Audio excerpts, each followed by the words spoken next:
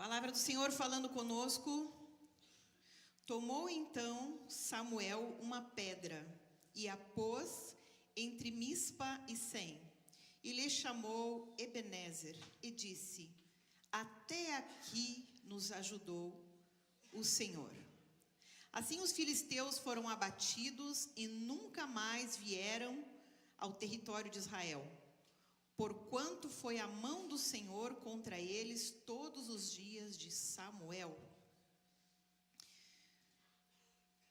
Vamos dizer todos juntos: Ebenezer, Ebenezer, até aqui me ajudou o Senhor. Podeis tomar os vossos assentos, irmãos. A palavra do Senhor nos fala de Samuel, um homem de Deus, um profeta de Deus, que dedicava a sua vida ao Senhor desde a sua infância. Ele foi entregue para o Senhor através da sua mãe. Mãe de Samuel era estéril, não podia ter filhos, Ana. E ela fez um propósito com Deus. Se o Senhor desse um filho a ela, ela entregaria esse filho para fazer a obra do Senhor no templo. E quando a criança já estava numa certa idade, ela entregou ele lá no templo para ele trabalhar junto com o sacerdote Eli. E Samuel, ele vinha sendo ensinado pela sua mãe todo o tempo que ela ficou com ele, né? Ela cuidou, ela ensinou o básico, o princípio da família. Então, por isso que é importante a igreja, nós como igreja do Senhor, ensinarmos o básico para a nossa família, para os nossos filhos, porque é na idade deles de infância, de criança, que eles vão aprender a amar o Senhor. Fica mais fácil para a palavra do Senhor penetrar no coraçãozinho deles com o passar do tempo. E Samuel tinha todas essas virtudes. Ele era um menino obediente, ele era amável. A Bíblia fala que teve um certo momento em que Samuel levantou um monumento, uma pedra, entre Mispa e Sem. Era um local de muita tristeza, um local de muita angústia, porque ali tinha lembranças de coisas ruins que aconteceram em Israel. Nesse mesmo local, a Bíblia fala que os filhos do profeta Eli, que foram criados com Samuel, foram mortos ali. A Bíblia diz que eles se desviaram, eles eram sacerdotes, eles eram levitas, eram homens que trabalhavam só na casa de Deus. Mas eles se desviaram, eles não deram ouvidos às coisas que ele ensinava, eles não deram ouvido à palavra de Deus, eles se desviaram dos estatutos de Deus, e diz a palavra do Senhor que algo ruim veio sobre eles. E um dia eles foram assassinados ali naquele lugar, e a arca da aliança, que acompanhava o povo de Deus, por onde o povo andava, a arca da aliança acompanhava, foi roubada também ali naquele lugar. Mas nesse mesmo lugar, a palavra de Deus diz que o povo de Israel teve uma grande vitória, porque os filisteus, quando vieram para se levantar contra os israelitas, nesse lugar, o povo ficou com medo, porque sabia que os filisteus eram em grandes números, e eles eram preparados para a guerra, já tinham roubado a arca da aliança, já tinham feito muitas coisas más, já tinham matado sacerdotes. Então eles correram ao profeta e pediram ajuda, porque sabiam que o profeta tinha uma conexão com Deus. Eles sabiam que Samuel era especial. Samuel, ele tinha uma vida de oração. Quando Samuel orava, Deus ouvia. Então o povo correu até Samuel e pediu ajuda. Samuel, interceda por nós. Samuel, ore por nós, porque senão nós vamos perecer. Nós vamos morrer, os filisteus vão vir contra nós e vão nos destruir. E aí Samuel diz para eles: olha, a primeira coisa que vocês vão fazer, vocês vão largar a idolatria, vocês vão se converter, vocês vão buscar o Senhor em oração também, né, juntamente comigo, mas vocês têm que ter uma consagração. Aquele povo se desviou tanto, irmãos, das coisas de Deus, se desviou tanto, que eles começaram a adorar outros deuses, começaram a adorar Baal, Asterate, começaram a adorar a deusa da fertilidade, enfim, vários deuses que tinha ali. Eles começaram a adorar aqueles deuses e cada vez mais eles iam se distanciando do Senhor. E Samuel diz para eles: olha, tem que haver um conserto aqui, ó. Vocês têm que se voltar a Deus, vocês têm que se converter, né? Tem que buscar o Senhor de todo o coração para que a bênção de Deus desça sobre nós. E aí o povo se voltou a Deus, o povo se consertou, o povo começou a se colocar diante de Deus. Foi tudo rápido. E Samuel disse: então agora vamos fazer o sacrifício. Tragam-me um cordeiro. Um cordeirinho ainda mamava. Você sabe que antigamente era assim que era feito quando uma pessoa pecava, né? Quando havia pecado, tinha que ter sacrifício. Sem sacrifício não tinha perdão. Então o sacrifício tinha que acontecer. Então eles pegaram ali um cordeirinho, trouxeram aquele cordeirinho ainda mamando, purinho, e trouxeram até Samuel. E Samuel apresentou aquele cordeiro a Deus, sacrificou e entrou em oração. E quando ele fez isso, os filisteus vieram com tudo para destruir o povo de Deus. Os filisteus vieram com toda a ira, com todo o ódio, com toda a raiva, cheios de demônios, para destruir o povo de Deus. Mas ali Samuel estava em oração, o povo já tinha se voltado para Deus naquele momento. Estava ali o sacrifício do cordeiro. E quando a fumaça começou a subir, diz que Deus começou a mandar do céu trovões, começou a estremecer a terra, se abriu a terra, e aqueles homens, aqueles filisteus foram mortos pelo Todo-Poderoso. Então ali os israelitas venceram a guerra apenas olhando, apenas vendo Deus lutar por eles, apenas vendo Deus pelejar por eles. Imagina nesse momento a festa que eles fizeram, né? Aí eles foram de trás dos filisteus, porque a guerra estava ganha, né? Porque eles já tinham perecido. A maioria deles, os grandes guerreiros deles, já tinham sido vencidos por Deus. E ali a gente vê o poder sobrenatural do Espírito Santo de Deus trabalhando em favor do povo de Deus. Mas a gente só vê esta vitória através do Cordeiro. E hoje nós sabemos que o Cordeiro que tira o pecado do mundo é Jesus Cristo. Através do sacrifício de Jesus, hoje não precisa mais o cordeirinho ser sacrificado pelos nossos pecados. Porque hoje o Cordeiro, Jesus Cristo, aquele que foi levado ao matadouro sem pecado, ele não abriu a sua boca, ele foi o sacrifício perfeito. Ele foi o mais puro que Deus tinha para entregar pela humanidade. E ali Jesus morreu na cruz do Calvário por mim e por você. Sem Cordeiro não tem salvação, sem o sacrifício não tem remissão de pecados. Então o sacrifício de Jesus na cruz é aquele que te dá vitória. Nós podemos levantar nossas mãos e adorar o Senhor aqui essa noite. Nós podemos agradecer a Deus por tudo que Ele tem feito por nós, ou nós vamos ser ingratos. Não vamos agradecer o que Deus tem feito por nós. Nós vamos esquecer. É incrível como o povo às vezes esquece fácil as bênçãos, os feitos de Deus. Infelizmente as pessoas esquecem, não só com Deus, mas esquecem com as pessoas também. Eu digo, é uma das piores coisas, irmãos, que pode existir no ser humano, é a ingratidão. Para mim, assim, olha, é a pior das piores das piores, a ingratidão. É a pessoa te ajudar, é a pessoa fazer tudo por ti, tu apunhalar ele pelas costas, né? Tu falar mal dele, daquele que te ajudou, ou daquele que talvez, mas nunca fez nada por mim. Tu não sabe se tu não está de pé por causa da oração dele. Então, irmão, vamos vigiar, vamos cuidar. O que nós falamos, de uma mesma fonte não pode sair água salgada e água doce, ou ela é doce ou é salgada. Cuida o que sai da tua boca. Quem tu tem abençoado, o que tu tem falado. É hora de nós sermos gratos a Deus. Quando Samuel levantou aquela pedra, quando ele disse Ebenezer, até aqui nos ajudou o Senhor, aquela pedra significava pedra de ajuda. Ebenezer significa pedra de ajuda.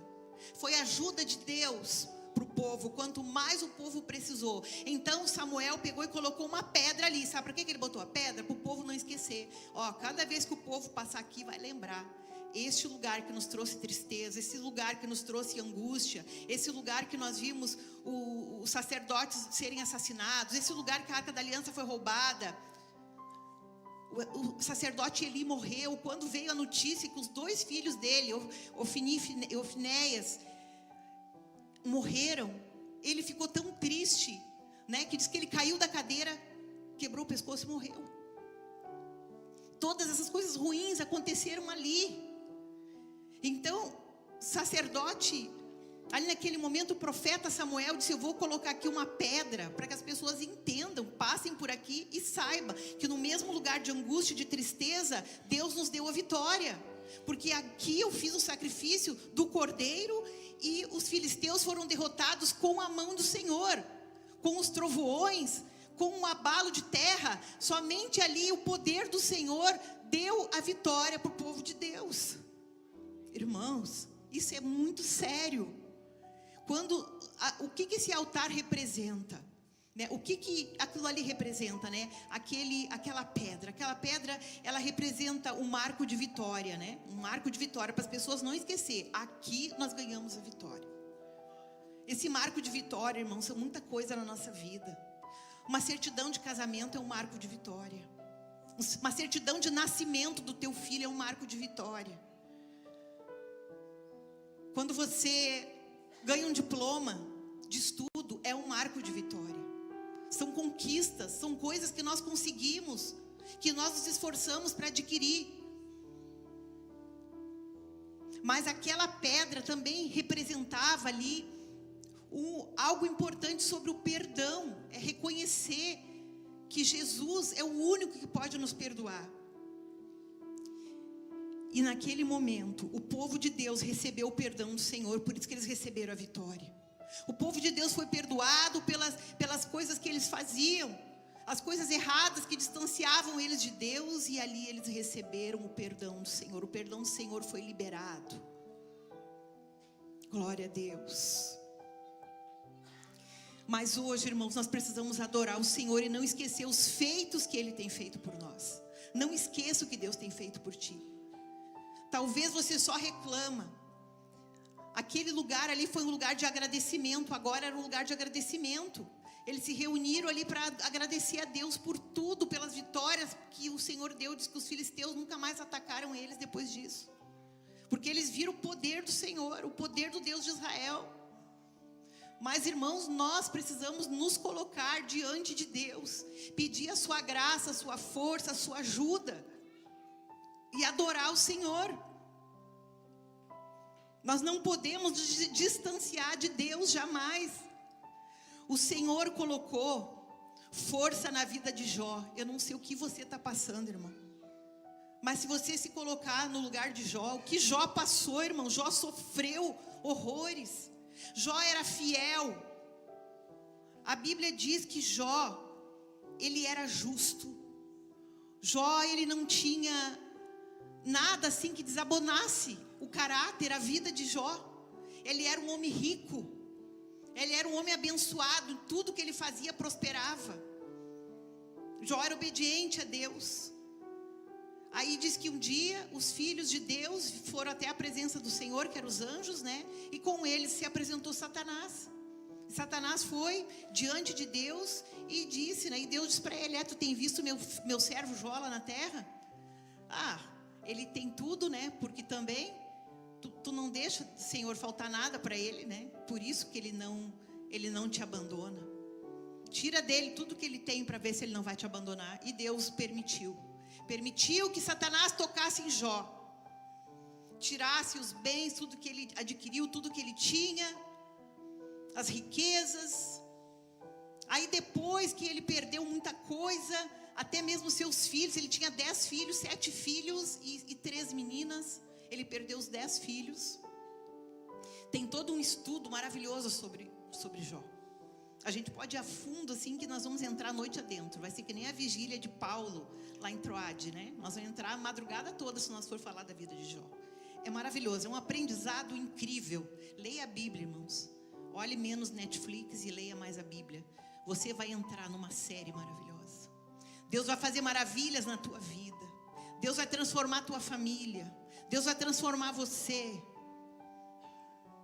E ali, quando Jó estava naquela tristeza, né, que tinha perdido tudo, Aí depois veio a enfermidade na carne. Criou enfermidades no seu corpo. Diz que ele pegava cacos de telha e passava nas feridas. A própria esposa dele não abandonou, né? Ela ficou do lado dele, mas ela disse para ele: Jó, amaldiçoa esse teu Deus e morre. Chega de sofrimento. Ele disse: falas como uma louca mulher. Do pó eu vim e para o pó eu vou. Deus me deu e ele tirou. Bendito seja o nome do Senhor. Deus tem poder para dar e para tirar a hora que ele quiser. Ele é Deus, ele é o Senhor.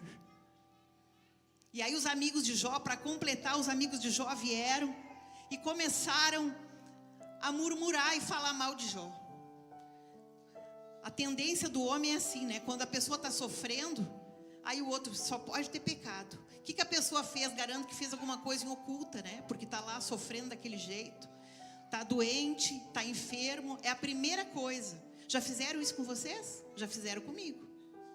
Já fizeram comigo. Já perguntaram uma vez para mim: o que tu fez para tu estar enferma assim? Eu fiquei pensando: meu Deus. E Jó se colocou de: Senhor, me diz, Senhor, qual é a minha falta, Senhor, para me sofrer assim, Senhor. Mas ele não murmurou contra Deus. Sabe o que aconteceu? Os amigos de Jó se revoltaram tanto, né, e começaram a falar contra Jó, que Deus se irou com eles. E Deus disse para Jó: olha, se tu orar, né, se tu orar, os teus amigos vão ser perdoados. Mas se não, sabe o que Jó fez? Jó foi ali e orou, intercedeu pelos amigos. E a palavra de Deus diz que a sorte de Jó foi mudada o dia que ele orou pelos amigos que amaldiçoaram ele. Os amigos que se tornaram inimigos. Por isso que a Bíblia diz que você tem que orar pelo teu inimigo. E às vezes você faz o contrário. Você enche ele de maldição. Você diz o que não deve. Você reclama, você murmura. Você está parecido com aquele povo israelita que murmurava lá no deserto.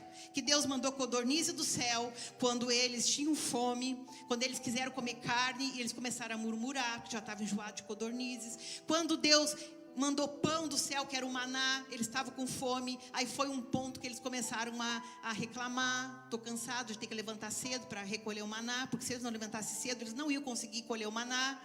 Não podia guardar para outro dia, então não podia ser preguiçoso, todo dia tinha que colher o maná. Era muito fácil colher para a semana toda e dormir até tarde, mas não, Deus queria que o povo trabalhasse. Deus queria uma novidade de vida todos os dias. Vocês vão levantar cedo, vão colher o maná todos os dias, para vocês terem as bênçãos. É aquele irmão que às vezes lê a Bíblia só na igreja, não lê em casa, preguiçoso.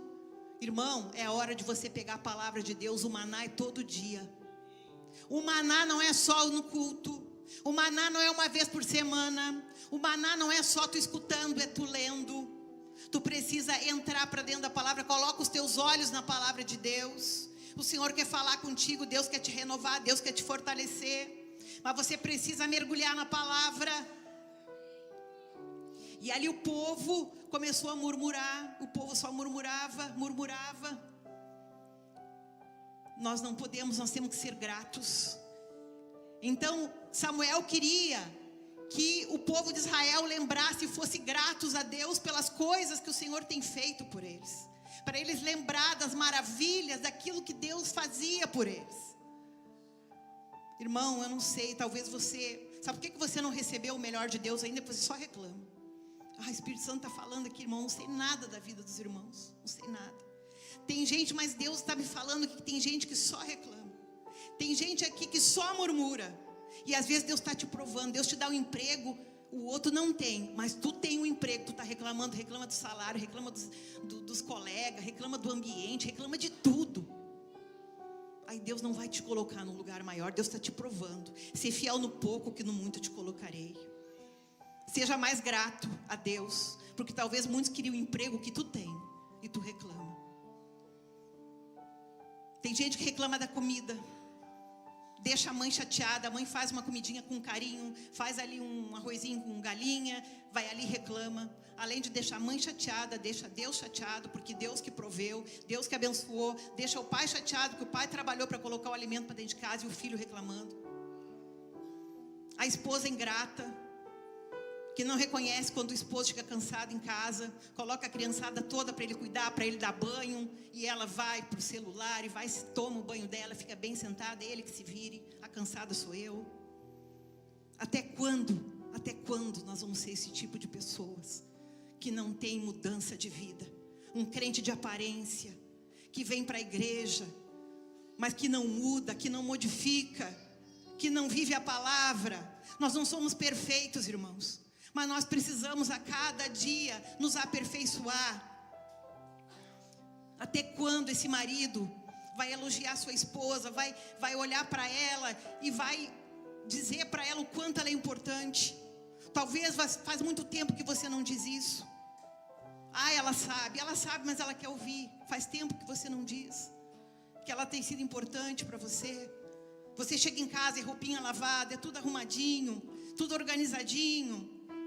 Ela tenta fazer o melhor para você. De repente ela te espera com um bolinho pronto. Hoje ela fez uma comidinha caprichada, melhor, mais gostosa para você, e você só reclama, você só fala mal, você não é grato. Irmãos, em tantas coisas a gente precisa mudar como cristãos. Palavras, o que você tem dito, o que você tem liberado, libera a bênção. Depois quando a casa cai, aí você vem reclamar, aí você vem colocar: Senhor, por que a casa caiu? Porque você liberou maldição. Você magoou a pessoa que está junto com você, você magoou teu marido, você magoou tua esposa, você magoou os teus filhos. Até quando nós vamos tratar as pessoas desse jeito?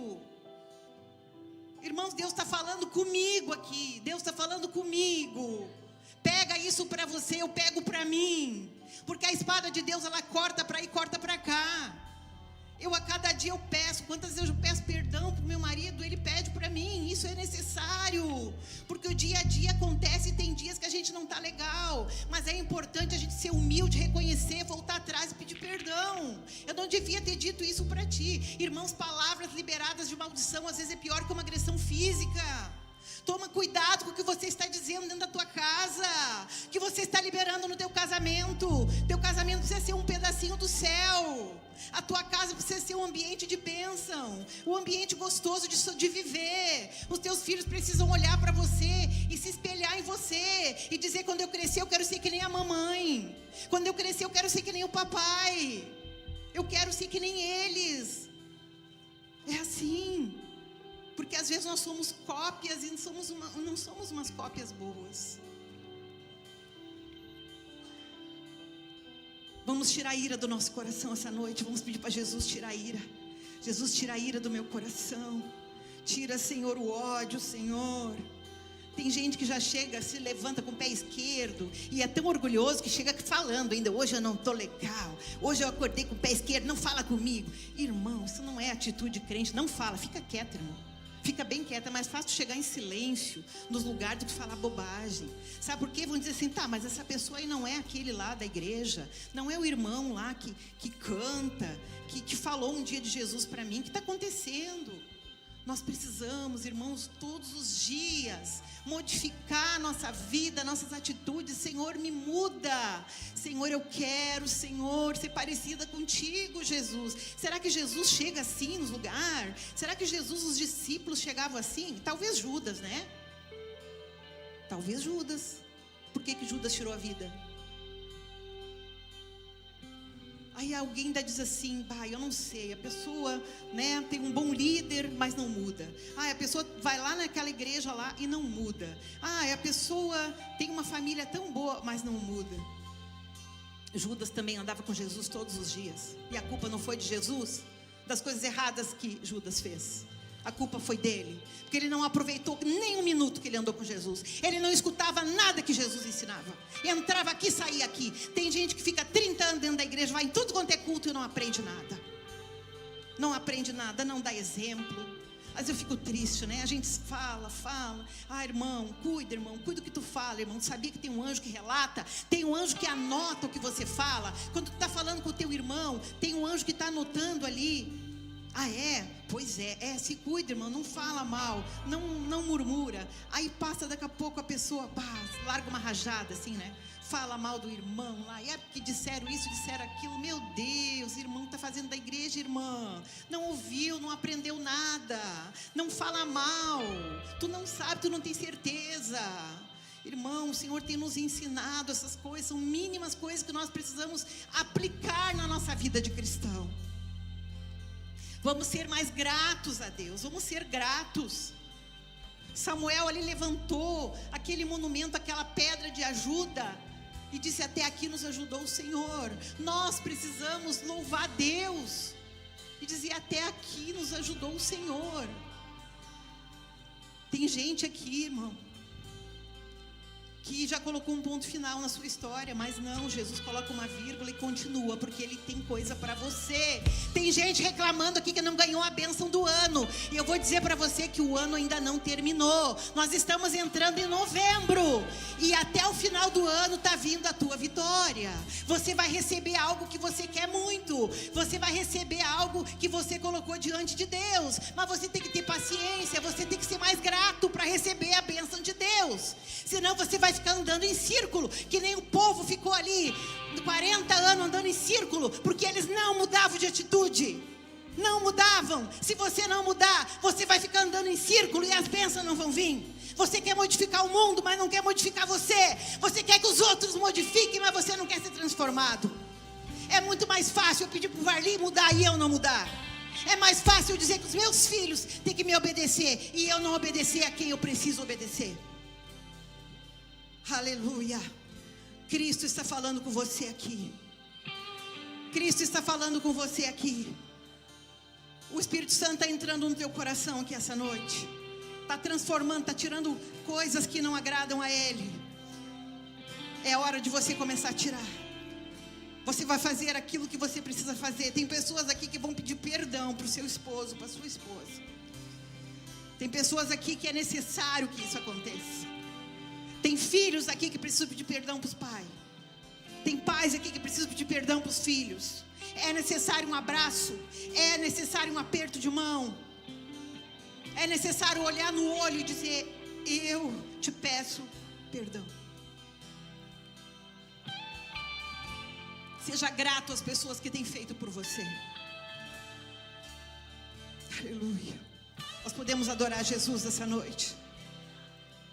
Nós podemos adorar Jesus essa noite. Quem pode adorar o Cordeiro aqui essa noite? Aquele que morreu na cruz e verteu o sangue dele por nós. Então você pode liberar uma palavra que honre a Jesus? Qual palavra você pode dizer para honrar Jesus? Levante a sua mão e honre a Jesus agora. Diga uma palavra que honre a Ele. Qualquer palavra que honre a Jesus. Ele é o alfa.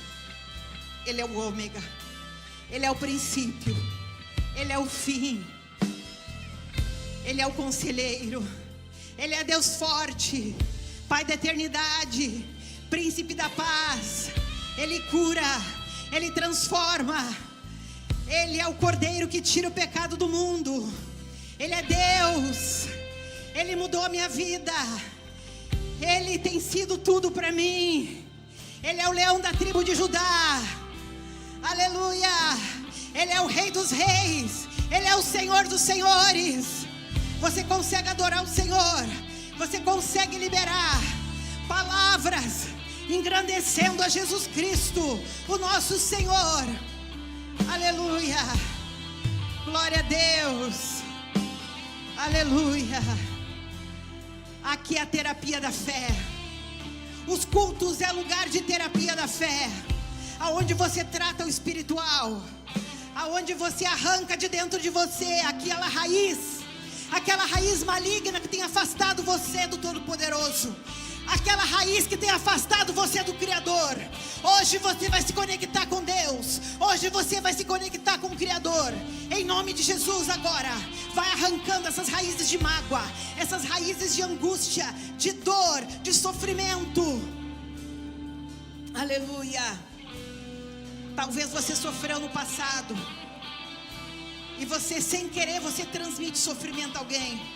Sem querer, você faz alguém sofrer com as tuas palavras, com as tuas atitudes. Mas é hora de mudar. É hora de mudar. Aleluia. Hoje não é noite de leite. Hoje é noite de alimentação mais forte. Jesus está dizendo para você: chega de murmurar, chega de se queixar, chega de ficar procurando solução onde não tem, porque a solução está em Jesus. Você não está vencendo porque você não ora. Você não está vencendo porque você não está vigiando. O teu casamento não está mais feliz porque você não está lutando por ele. Aleluia, você ficou na zona de conforto. Tá bom, eu fico aqui, não precisa fazer mais nada. Deixa que o outro se vire.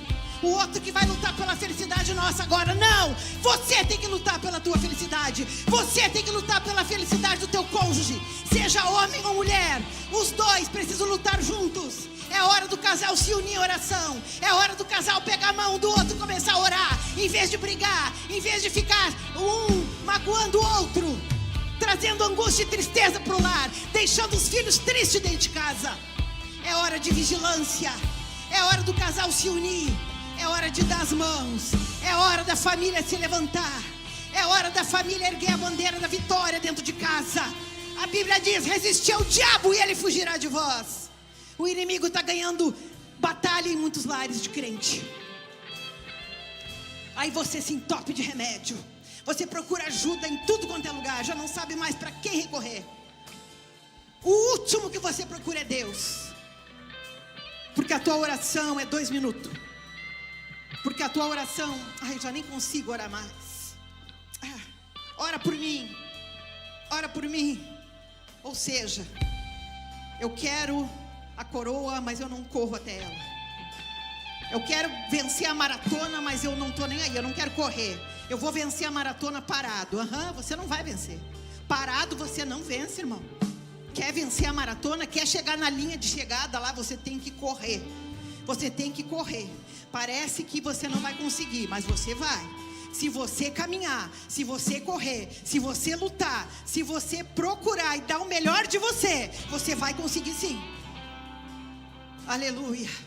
É hora de buscar a presença de Deus. É hora de se apegar a Deus. Vamos parar de falar mal dos nossos irmãos. Aleluia. Vamos parar de cobrar das pessoas e cobrar mais de nós. Vamos nos unir. A igreja unida vence. A igreja tem que ter um foco. A igreja tem que ter uma visão. Às vezes chega alguém e diz: eu estou tendo uma visão diferente. Não sei, Deus não me mostrou isso. A Bíblia diz que nós temos que andar junto. Nós temos que ter uma visão só. 2 visões, divisão. Não, uma visão só. Eu posso ter 2 olhos, mas os 2 olhos têm que ter uma visão só. A igreja tem que andar unida. A igreja primitiva diz que ela andava unânime. Unânime. Não era um para cá, outro para lá. O irmão tem uma visão, o outro tem outra visão. Eu tenho uma ideia. Não, essa ideia não é de Deus. Não, pastor, tu está errada. Mas que confusão é essa? Deus não é Deus de confusão.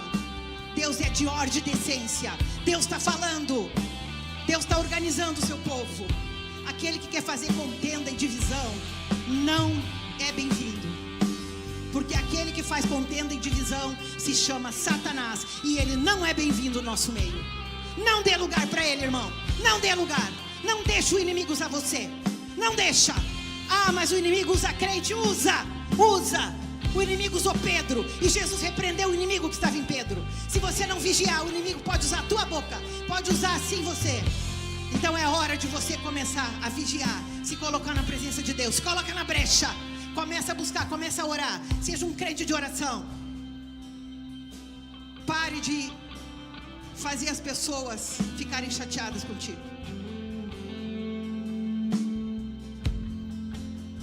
Tem gente que diz assim: mas eu nasci assim. É de família isso. Não tem. A família de Jesus é diferente. Muda tudo. Não tem. Se tem alguma coisa ruim na genética, vai ter que sair em nome de Jesus. Você tem costumes que vêm lá da infância, raízes, vai ter que sair em nome de Jesus. Não tem costume. O meu avô era brabo, meu pai era brabo e eu sou brabo. Jesus não é brabo. Sede manso e humilde de coração. Jesus é manso. Que brabeza é essa? Que brabeza é essa? Vai ter que sair com oração e jejum. Tá passando, tem alguém na tua casa com esse espírito aí, ó. Entra no jejum, na oração, porque é o inimigo que está usando. É o inimigo. Pode para a oração, pode para o jejum. Satanás está agindo dentro da tua casa. E crente ainda. Crente que não ora, crente que não vigia, crente que não jejua, crente que não dá exemplo. Ou nós vamos ser crente de verdade, ou a gente larga a Bíblia.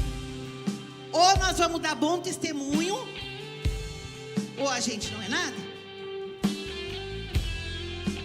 Jesus está falando comigo aqui. Jesus está falando contigo. Não é com meu irmão, é comigo mesmo. Olha para dentro de você. Jesus está falando comigo.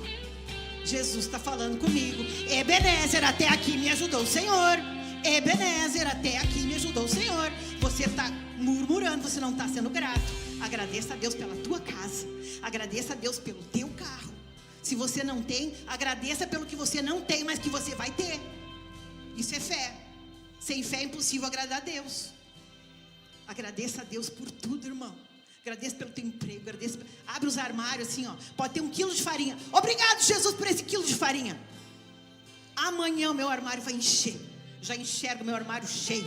Pega o freezer lá, você tem o último pacotinho de guisado lá. Jesus, eu profetizo em nome do Senhor Jesus que o meu freezer vai ficar cheio daqui uns dias. Vai estar cheio, vai ter carne de porco, carne de ovelha, carne de gado, carne de galinha. Vai estar cheio, salsichão, não vai faltar nada nesse freezer, porque Jesus é o meu provedor. É isso, irmão, isso é fé. Isso é fé. Em vez de ficar chorando, eu vou me matar, tirar minha vida porque o meu sonho não se realizou, eu não consigo ter um carro. Todo mundo tem um carro novo e eu não tenho nada. Todo mundo tem uma casa boa e eu não tenho. O pessoal anda bem arrumado e eu não. Não para de reclamar, vá para a oração, vai buscar a presença de Deus. O Senhor é o dono da prata e do ouro. Jesus disse que nós viveríamos com abundância. Deus não vai deixar faltar nada, irmão. Seja fiel no pouco, no muito Deus vai te colocar. Você vai testemunhar. Você vai ser um canal de bênção, de testemunho. As pessoas vão te procurar para saber o que você fez. Como é que você conseguiu? Me dá a receita.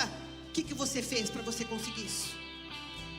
Vão te procurar e você vai dizer: eu sirvo a Deus. Jó foi abençoado. Jó perdeu tudo, mas Deus restituiu tudo. Diz que a sorte de Jó mudou. Deus deu mais 10 filhos para Jó. E diz que filhos lindos, filhos abençoados. Deus multiplicou. Deus abençoou tanto a vida de Jó. Deus deu para Jó aquilo mais do que ele tinha. Deus deu mais do que ele tinha. Mudou o Senhor a sorte de Jó. Assim Deus abençoou o último estado de Jó, mais do que o primeiro, porque veio a ter 14.000 ovelhas, 6.000 camelos, 1.000 juntas de boi e 1.000 jumentas. Também teve outros 7 filhos e 3 filhas. Deus abençoou Jó muito mais do que ele tinha, do que ele perdeu. Se você perdeu alguma coisa e você for grato, você não murmurar, Deus vai te dar. Você vai ter tanto que você vai distribuir. Vai escorrer pelo copo. A panela vai transbordar. Quantos querem ter para poder distribuir? Coisa boa, né? Eu digo que se eu fosse rico eu ia ficar pobre, né? Porque eu ia dar tudo que eu tinha. Vontade de... Não posso ver ninguém dizer que quer alguma coisa, que precisa de alguma coisa, que eu já vou presenteando. Isso, irmão, Deus vai te dar. Deus vai te dar. Vai transbordar. Mas primeiro você busca. Vai para o joelho, vai para a oração. Seja grato. Adore o Senhor. Diga que Ele é o Senhor da tua vida. Não dê lugar para o diabo. Ele vai fugir de você. Você vai ter muitas coisas que você nunca teve. Deus vai abençoar a tua vida. E muito mais, Deus vai te dar saúde. Deus restaurou a saúde de Jó. Deus vai restaurar a tua saúde. Deus abençoou o povo de Israel, que era ingrato, que não merecia nada daquilo ali. Deus abençoou, porque Deus é maravilhoso. Deus, Ele é amor. Ele é amor. Deus ainda avisou, deixa as idolatrias, deixa isso tudo aí, que eu vou abençoar vocês. Deus podia ter matado todo mundo, mas não, ainda avisou. Samuel, diz para eles aí, parar com a idolatria, parar de adorar deuses falsos e fazer uma busca aí que eu vou abençoar. Olha o amor de Deus, irmãos. É assim que Deus fala conosco hoje. Assim que Deus faz comigo, assim que Deus faz contigo. Aleluia. Vamos se colocar de pé.